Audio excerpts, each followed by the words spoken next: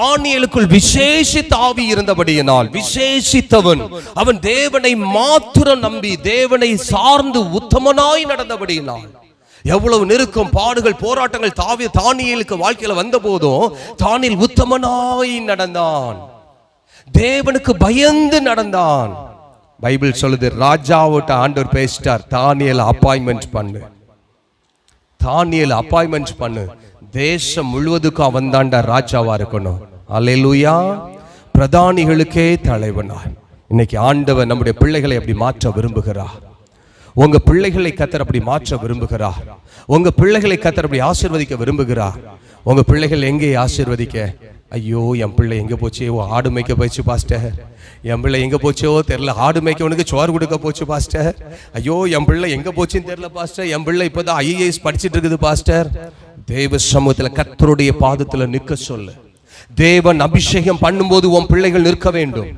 உன் தேவ சமூகத்தில் ஆமென் சாமுவேலை அனுப்பும் பொழுது, தீர்க்கதரிசிகளை அனுப்பும் போது தேவ சமூகத்தில் உன் பிள்ளைகள் நிற்க வேண்டும். நீ குடும்பமாய் நிற்க வேண்டும். ஊழியக்காரனை கர்த்தர் அனுப்பும் போது குடும்பமாய் தேவ பாதத்தில் நிற்க வேண்டும். எதர்ச்சியாய் கர்த்தர் உன் பிள்ளைகளை அதிகாரிகளாய் அபிஷேகம் பண்ணுவார். இந்த ராஜரீக அபிஷேகம் எதர்ச்சியாய் வந்து விடும். அல்லேலூயா சொல்லுங்க.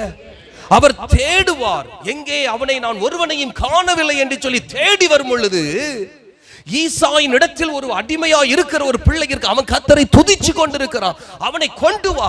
அவனை அங்கிருந்தே அனாயிட் பண்ணிட்டு போயிருக்கலாம். காட்டுல இருக்கானா, இப்பவே அமெரிக்கா இருக்கான், ஆண்டவரே இந்த பிள்ளை எல்லாம் அமெரிக்கால இருந்து படிச்சுட்டு இருக்கு, இயேசுவின் நாமத்தில் ஆசீர்வதிங்க. இல்ல வர சொல்லு, பிளைட் டிக்கெட் போட்டு வர சொல்லு, காடுகளுக்குள்ள இருக்கிற வர சொல்லு. உன் பிள்ளை வருவது வரையிலும் நான் சாப்பிடுவது இல்லை, நான் உன் பிள்ளை ஆசீர்வதிப்பது வரையிலும் போஜன பந்தியில உட்காருவது இல்லை. இதுதான் கர்த்தருடைய வார்த்தை. காரணம், தாவீது உத்தமனாய் நடந்தானா, உத்தமனாய் நடந்தான் தாவீது. கர்த்தருக்கு பயந்து நடந்தான். கர்த்தர் வரும் வரை காத்திருந்தார் தாவீதுக்காக. ஹல்லேலூயா. நீ தேவ சமூகத்துல காத்திரு, உன் பிள்ளைகளுக்காக கர்த்தர் காத்திருப்பா. நீ தேவ சமூகத்திலே பிடித்திரு. தேவன் உன்னுடைய உத்தமத்தை பார்த்து உன் சந்ததிகளை ஆசீர்வதிப்பார், ராஜாக்களாய் அதிகாரிகளாய் மாற்றுவார்.